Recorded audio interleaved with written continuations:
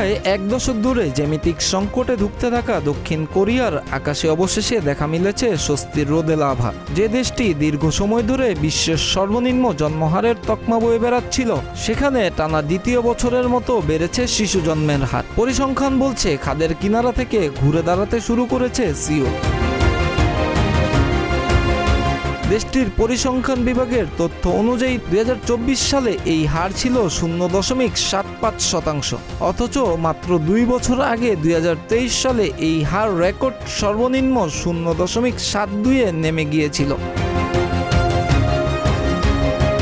বিশেষজ্ঞরা বলছেন, আকাশচুম্বী আবাসন ব্যয় আর কর্মক্ষেত্রে নারীদের ক্রমবর্ধমান চাপের কারণে একটা সময় সন্তান নিতে পিছিয়ে যেতেন দম্পতিরা। তবে করোনা পরবর্তী স্বাভাবিক জীবন আর সরকারের বহুমুখী সহায়তা নীতি এখন ইতিবাচক ফল দিতে শুরু করেছে। ২০২৫ সালের উপাত্ত বলছে, দক্ষিণ কোরিয়ায় প্রতি হাজারে শিশু জন্মেছে ৫ জন, যা গত বছরের তুলনায় 0.৩% বেশি। জাপানে এ হার ৫.৭ হলেও সেখানে প্রবণতাটি নিম্নমুখী। বিপরীতে দক্ষিণ কোরিয়া ও তাইওয়ানের মতো দেশগুলো এখন পুনরুদ্ধারের পথে।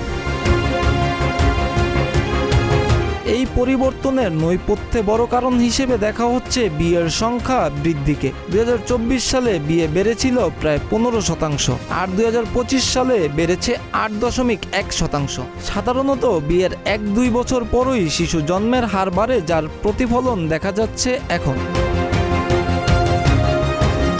হানলিন বিশ্ববিদ্যালয়ের অধ্যাপক ও সমাজবিজ্ঞানী শিন কিয়ং আহ বলেন, পরিসংখ্যানটি আরও গভীরভাবে বিশ্লেষণ করা প্রয়োজন। এটি তরুণ সমাজকে সন্তান নেয়ার ব্যাপারে নতুন করে উৎসাহ যোগাবে। সরকারের নীতিগুলো যে কাজ করছে, এটাই তার প্রমাণ। রাজধানীর সিউলেই জন্মহার সবচেয়ে বেশি বেড়েছে। সেখানে আগের বছরের তুলনায় হার বেড়েছে ৮.৯%।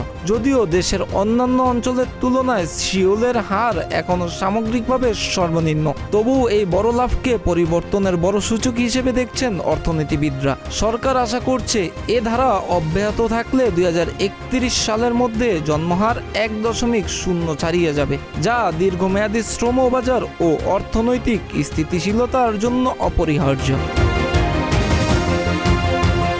মিরাজ হোসাইন, প্রতিদিনের বাংলাদেশ।